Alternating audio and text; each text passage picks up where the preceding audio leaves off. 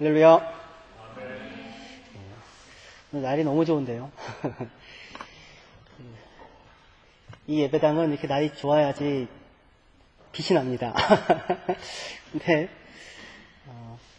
우리 안에 그 생명의 빛이 있고 예수 그리스도의 빛이 있어서 이렇게 항상 이렇게 이마에 빛들이 나셔서 얼굴에서도 빛들이 나셔가지고 해가 좋든 좋지 않든 항상 이 예배당이 밝게 빛나는 그런 예배가, 그런 은혜가 항상 있기를 소망합니다.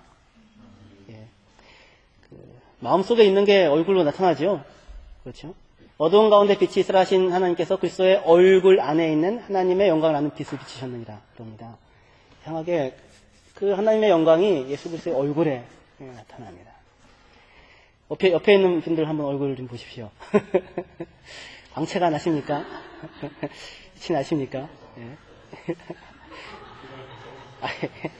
예. 그냥 반짝반짝해서 눈이 부시지죠? 예.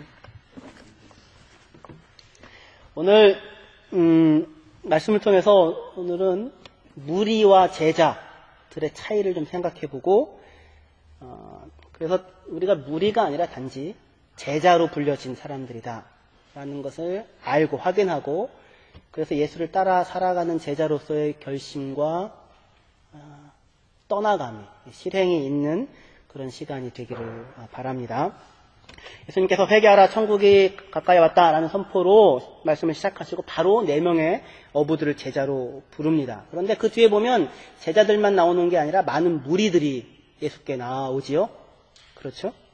예수께 나오고 예수를 따릅니다. 그리고 더 유명한 산상수훈의 말씀이 시작이 됩니다. 그런데 산상수훈의 말씀을 하면서 예수님은 또는 이 마태복음은 묘한 구분을 두고 있습니다. 5장 1절에 보시면 예수께서 무리를 보시고 산에 올라가 앉으시니 제자들이 나온지라 라고 하여서 분명히 무리에게 말씀을 하시긴 하시는데 무리와 제자들 사이를 구분하는 것을 보게 됩니다.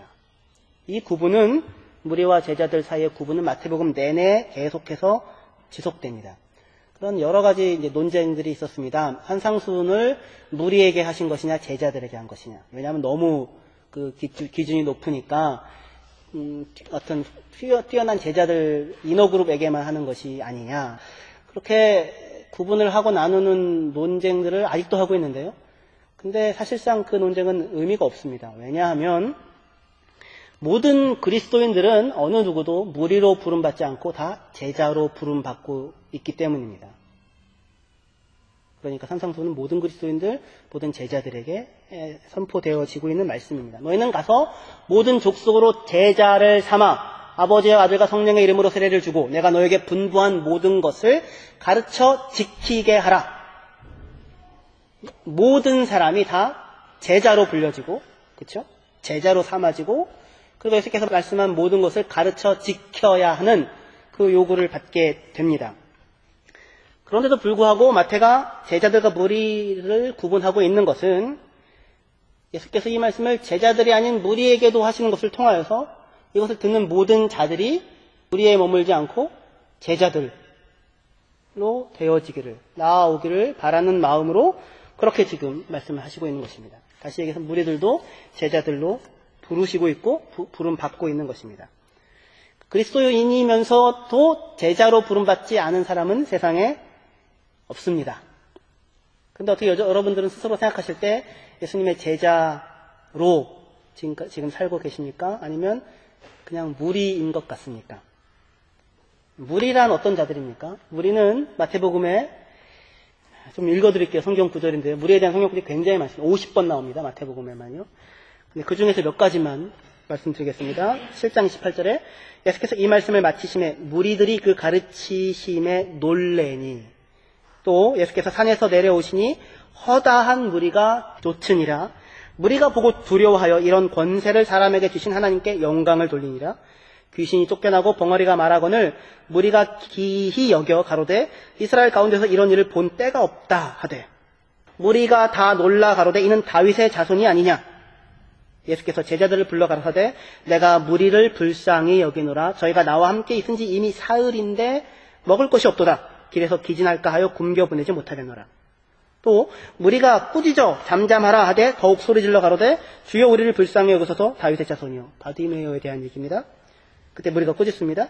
또 무리가 소리질러 가로되 호산나 다윗의 자손이여 찬송하리로다 주의 이름으로 오시는 이여 가장 높은 곳에서 호산나 하리로다.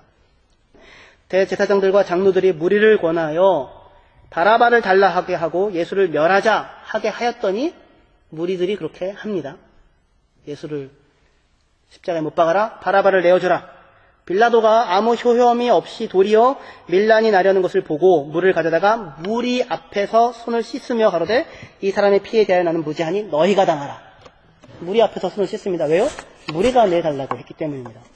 그러니까 무리는 예수님의 가르침에 놀라고 능력에 놀라고 찬송하기까지 하고 때로 예수님을 쫓아다니기도 합니다. 하지만 이들은 목자 없는 양같이 떠돌고 있고 무지하고 어리석습니다. 하지만 예수님은 이들을 불쌍히 여기십니다. 끊임없이 가르치십니다. 천국 복음을 전파하십니다. 병자들을 다 고쳐주십니다.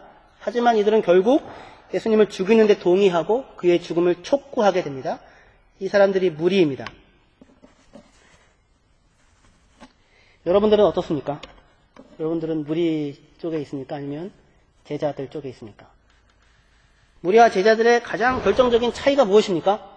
지금 들은 것을 따라 생각해 보시면요. 다시 말씀드리자면 무리는 놀라고 두려워하고 찬양하고 감탄하는데 그리고는 끝입니다. 감동합니다. 감격합니다. 웁니다. 그리고는 끝입니다. 무리는 때로 온 이스라엘에서 예수께 나아옵니다. 가르침을 받습니다. 그리고는 끝입니다. 그러니까 놀라기도 하고 감동받기도 하고 찬양하기도 하고 쫓아다니기도 하는데 그 말씀을 따라 자신을 바꾸지는 않습니다.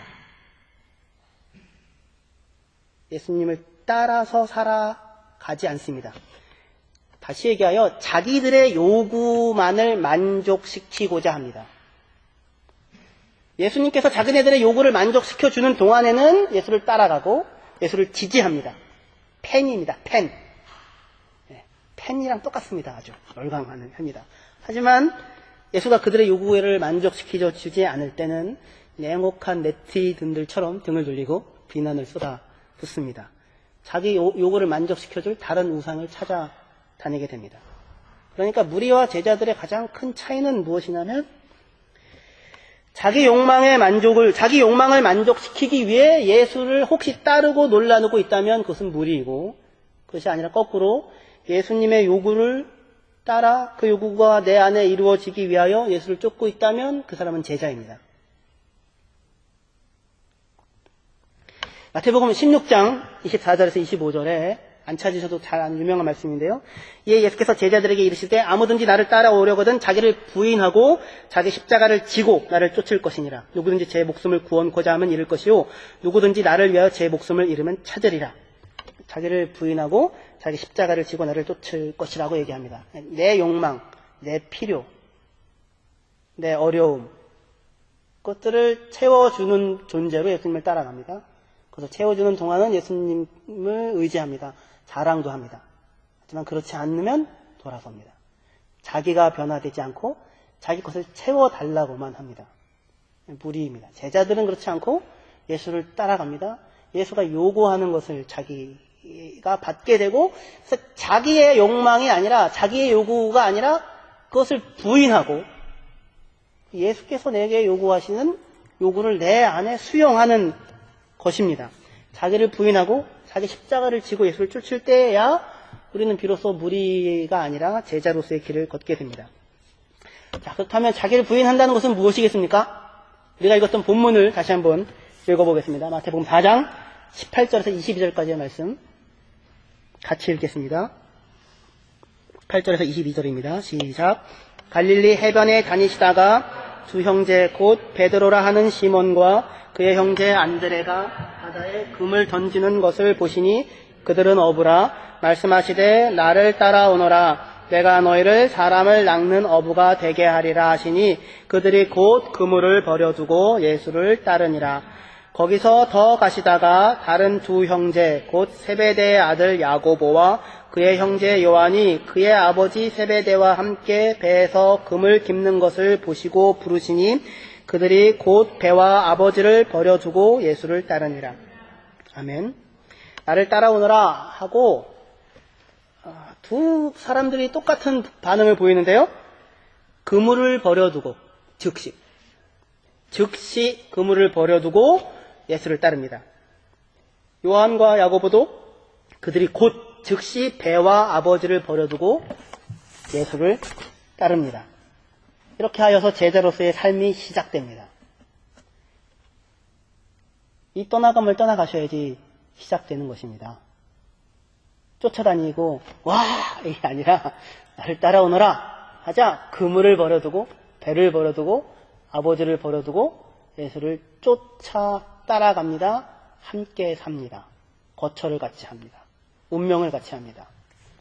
지금 이 순간 여기에 예수님께서 오셔서 여러분들에게 모든 것을 버려두고 나를 따르라, 나를 따라오너라 라고 하시면 어떻게 여러분들 다 버리시고 따라가실 수 있겠습니까? 지금요. 아니 다 버리고 지금 당장 다 버리고 쫓으면 내 집은 누가 지키고 지구는 누가 지킵니까? 걱정하지 마십시오. 지구는 독수리 오용제가 지킬 테니까 걱정하지 마시고 베드로도 똑같이요. 내 자식도 장모도 있어요. 결혼도 했고 애도 있을 거예요. 금을 버려두고 배 버려두고 아버지를 버려두고 예수를 쫓습니다. 어떻게 지금 예수를 따라 나서실 수 있으시겠습니까? 생각을 하지 마시고요. 따라서 나서시기를 바랍니다. 생각하시면 못 따라 나가십니다. 그러니까 엉겹결에 따라 나가셔야 됩니다. 엉겹결에 따라 나가서 살다 보니 내가 잘 걸렸다. 이렇게 따라 나가실 수 있어야 됩니다. 지금 그리고 따라 나오십시오. 다 버려두고. 그렇지 않고 우리가 지금 하고 있는 것 또는 원하는 것은 이런 것일 것입니다. 가끔씩 예수님 당시니까 예수님 여기 오셔서 딱 부르시는 거니까요. 예수님이 부흥 집회 하시면 그런데 참여하고 은혜 받고 헌금하고 집회 때 봉헌성도 하고 그리고 가르치면 놀라고 또 병도 낫고 사람들 좀 데리고 오고 진짜 용한 부흥사다 이렇게 해가지고 자랑도 하고 그러고 많은 것이면 여전히 무리입니다. 그렇지 않고 다 버려두고 쫓으실 수 있어야 합니다. 그러면 예수님께서 다시 그물과 배와 아버지를 다시 주실 것입니다. 그리고 절대로 버리지 마라, 충성해라, 그물 던져라, 잡아라 하실 거예요. 근데 먼저 떠나셔야 하는 것입니다. 우리는 버리지도 않고 떠나지도 않고 붙잡지도 않고 집회 때만 돌아다니고 있습니다. 놀라고 있습니다. 은혜 받았어.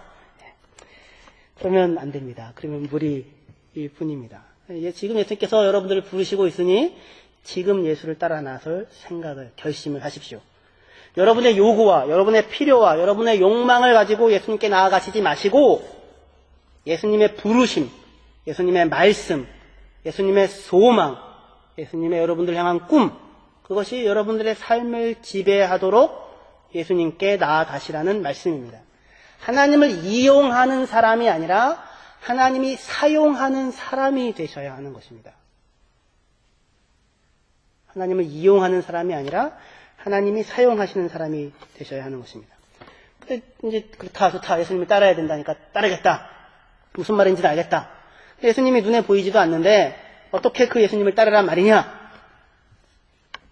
나를 따르라는 말과 함께 예수님의 말씀과 그물과 배와 아버지를 버려두고 예수를 따랐다라고 하는 이 제자들의 말씀은 우리에게 아까 얘기했던 자기 부인, 자기를 부인한다는 것이 무엇인지를 그림처럼 보여주고 있는 내용입니다. 자기 부인이란 이거예요. 자기 부인이란 금을 가지고 배 가지고 부모와 함께 지금까지 누가복음의 5장에 보시면 밤새 고기를 잡았는데 하나도 못 잡았습니다. 굉장히 피곤한 허탈한 상태에 있습니다. 그렇게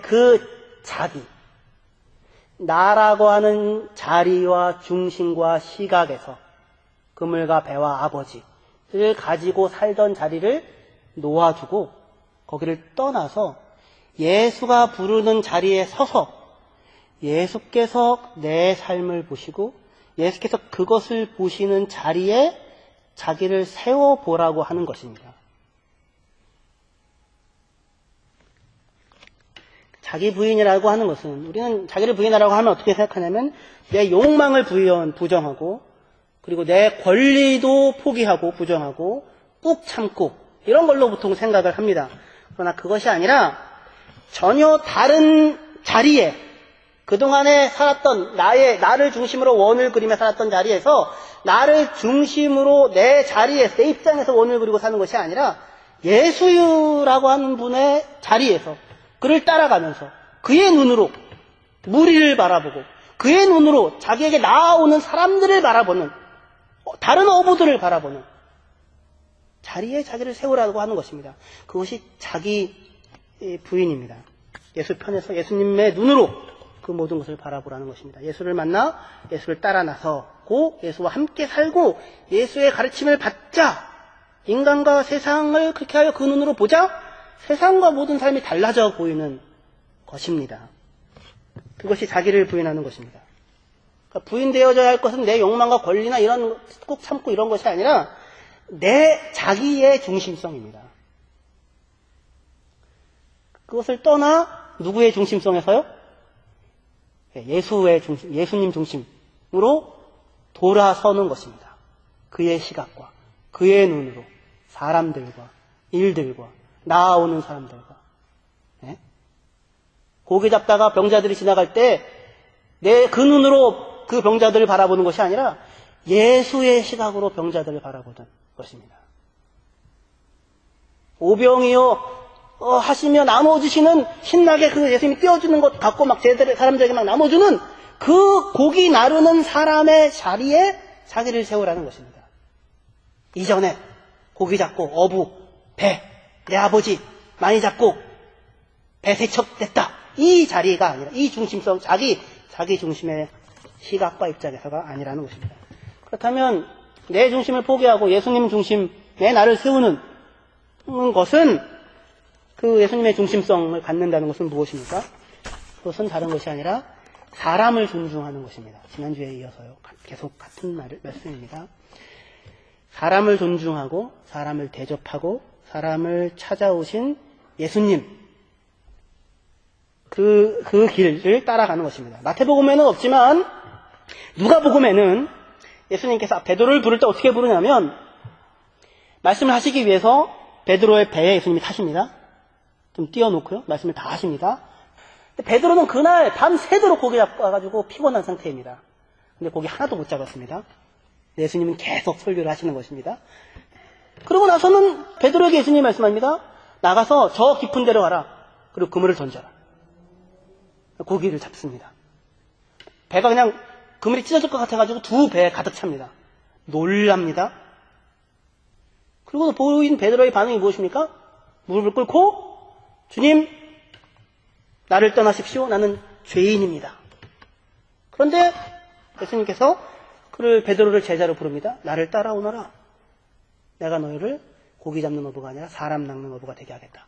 그러자 모든 것을 버리고 예수님을 따릅니다. 생업의 문제가 해결되어서 예수를 따른 것이 아니지요. 고기 많이 잡았다, 따른 게 아니지요. 뭐가 베드로의 마음을 움직였을까요? 생활의 문제를 해결해, 내 피로를 해결해 줬기 때문에 따른 것이 아니었습니다. 그것이 아니라 죄인입니다. 나를 떠나십시오. 라고 하는, 죄인인 나를 찾아오신 하나님에 대한 항복과 감격 속에서 예수를 쫓는 것입니다. 죄인인데 자기를 찾아오십니다. 자기에게, 얘야, 네가 나의 제자가 되어라. 라고 말씀하십니다. 무슨 얘기를 했는지 모르겠어요. 예수님 무슨 설교를 했는지 모르겠어요. 기록 안 해놨으니까. 하지만 베드로의 마음을 후벼파는, 베드로를 울리는 그런 말씀을 하시고는 그런 베드로에게 나를 따라오너라 라고 말씀을 하시는 것입니다.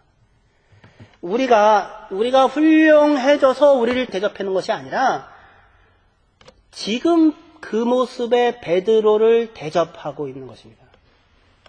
밤새 고기 잡느라 고생하면서 한 마리도 못 참고 허탕치고 낙담해 있는데, 근데 예수님이 내 배를 이용하고 계시고 내 곁에 와 계시고 무리를 가르치는 핑계로 나를 가르치시며 고기도 잡게 하시고 내게 찾아와 주신다 라고 하는 것이 베드로가 예수께 느꼈던 감동이었고 제자들의 마음을 사로잡았던 울림이었습니다.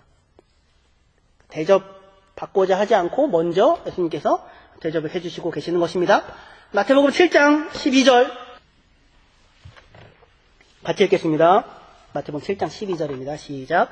그러므로 누구든지 남에게 대접을 받고자 하는 대로 너희도 남을 대접하라. 이것이 율법이요 선지자니라. 이것이 제자들이 받았던 대접이고 이처럼 사람을 대접하려고 부름받은 자들이 그리스도인이며 그들이 제자들입니다.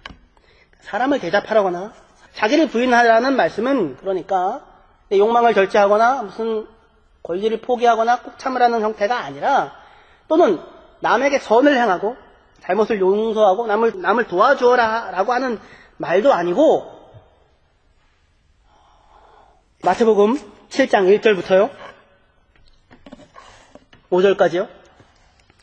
비판을 받지 아니하려거든 비판하지 말라. 너희가 비판하는 그 비판으로 너희가 비판을 받을 것이요 너희가 헤아리는 그 헤아림으로 너희가 헤아림을 받을 것이니라. 어찌하여 형제의 눈 속에 있는 티는 보고 내 눈 속에 있는 들보는 깨닫지 못하느냐. 보라 내 눈 속에 들보가 있는데 어찌하여 형제에게 말하기를 나로 내 눈 속에 있는 티를 빼게 하라 하느냐. 외식하는 자여 먼저 내 눈 속에서 들보를 빼어라. 그 후에야 밝히 보고 내 형제의 눈 속에 티를 빼리라.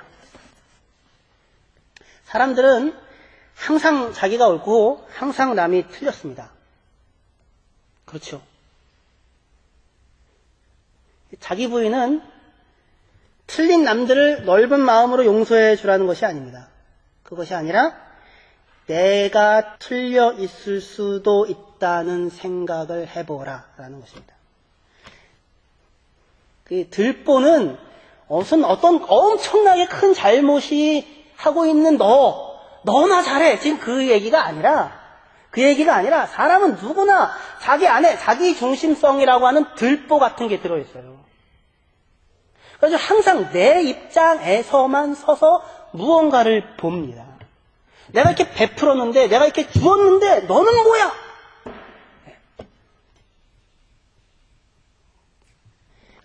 내가 한계가 있고 제한적이며 나는 내 자리에서만 볼 수밖에 없는 사람이라고 하는 것을 인정하라는 이야기입니다. 그것이 들보를 빼는 것입니다. 회개하라 천국이 가까이 왔다 라고 말씀합니다. 회개하라는 말은 메타노이아에서 마음을 바꾸는 말이라고 했죠. 마음을 바꾼다고요. 세상을 바꾸는 것도 아니고 다른 사람을 바꾸는 것도 아닙니다. 세상을 변화시켜라가 아니라 네 마음을 바꾸어라입니다. 환경과 조건을 바꾸는 것도 아니고 사람들을 바꾸는 것도 아니며 자기 마음을 바꾸는 것만이 요구됩니다. 자기 마음을 바꾸는 것, 곧 자기 자신을 바꾸는 것입니다. 자기 마음이 바뀌지 않고 자기가 바뀌지 않으면 천국은 오지 않습니다. 환경과 사람과 조건을 바꾼다고 해서 천국에 오지 않습니다. 내 마음이 바뀌고 내가 바뀌지 않으면 천국은 오지 않습니다. 그것이 산상수를 통하여 우리에게 전해주시는 제자도입니다. 제가 원래 병원을 많이 다녔어가지고요. 내시경만 6번 하고 막 이래서. 근데 항상 병원에서 좋은 대접을 받아본 적이 없어요. 항상 병원에서의 기억은 나쁜 기억들밖에 없습니다. 맨날 기다려야 되고, 그리고 의사들도 사람 대접을 잘 안 해주는 겁니다. 그리고 간호사들도 얼마나 친절하지가 않은지 툭툭 대는지, 물어보면 대답을 하나도 안 해요. 그리고 별걸 다 물어본다고 항상 이렇게 얘기를 하는 것입니다. 그래가지고 얼마나 늘 속으로 내가 의사가 되리라 막 이런 생각을 했어요. 내가 의사가 돼서 보여주리라 막. 그러다가 그 마음이 간호사들에 대해서도 마찬가지예요. 그랬는데 백의의 천사는 무슨 얼어죽을 백의의 천사냐 이제 그러고 있었어요. 그러다가 제가 누구를 만났습니까? 제 아내를 만났어요. 제 아내의 직업이 무엇입니까? 간호사입니다. 나이트하고 와가지고는 완전히 녹초가 돼서 있는 거예요. 와서 얘기 들어보면 얼마나 나쁜 환자들이 많은지 몰라요. 쟤들밖에 몰라요. 쟤들밖에 그냥 다 와가지고 해달라고 막 꽂아달라고 뭐 해달라고 봐달라고. 참 그거 좀 얼마나 간호사들이 불쌍해 보이는지. 제가 그 다음부터는 병원에 가면 모든 간호사들에게 상냥한 표정을 지으며 천천히 하세요. 막 찔르고 2번, 3번을 찔러도 괜찮아요. 천천히 하세요. 그렇게 돼요. 왜요? 간호사들이 바뀐 게 아니죠. 제가 바뀌었죠. 제가 뭐가 바뀌었어요? 제가 다른 그 사람의 입장에서 보게 됐다고요. 그 사람이 어떻게 얼마나 힘든 일을 하고 있는지. 그러자 갑자기 간호사들이 달라져 보이더라는 것입니다. 아무것도 달라지지 않았습니다. 저도 안 달라졌고 간호사도 달라지지 않았는데 제가 서 있는 자리가 내 중심에서, 내 필요에서, 내 요구에서, 내 권리에서, 내 정당함을 채워달라고 하는 것에서, 왜 불공평하냐는 것에서 간호사가 내가 사랑하는 사람이 되니까 그의 편에 서고 그의 입장에 서니까 얼마나 괴롭고 힘들고 바쁘고 정신없는 상황 가운데 사람들을 위하여 그나마 나한테 욕을 하지 않는 것만으로도 다행이구나. 쓰러지지 않고 일하는 것이 감사하구나 하는 것으로 바뀌더라고요. 이것을 요구하는 것입니다. 시각의 전환입니다. 자기 부인, 자기 바꿈. 내 중심에서 다른 사람 입장에 서보는 것. 예수 중심성. 예수님의 눈으로 그에게 다가가는 것. 찾아가는 것입니다. 그의 눈으로 그물과 배와 아버지를 보고 지난 밤 헛수고로 괴로워하고 힘들었던 베드로의 마음을 만지고 깊은 데에 가서 고개를 던져보라. 어차피 제자로 부를 것인데 그를 위로하고 하는 예수님의 마음을 갖는 것입니다.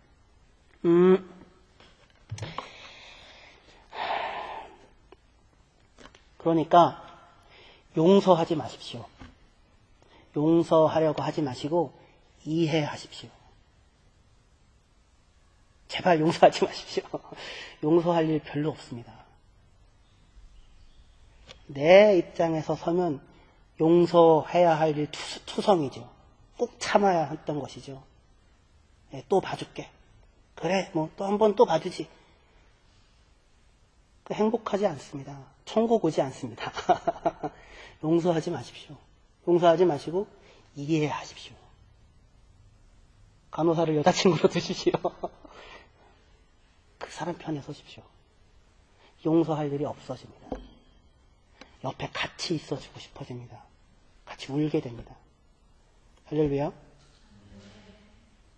우리를 이 사람으로 부르셨습니다. 제자입니다. 네 길, 네 필요, 네 요구, 네 권리, 네 입장이 아니라 떠나서 1인 양 한 마리를 찾기까지 돌아다니시고 그를 찾고 기뻐하시고 오시는 예수의 마음의 자리에 여러분들을 세우셔서 제자들끼리 살아가는 복이 넘치는 복된 길 한인성교회의 성도들이 되시기를, 삶이 되시기를 주님의 이름으로 축원합니다. 기도하시겠습니다.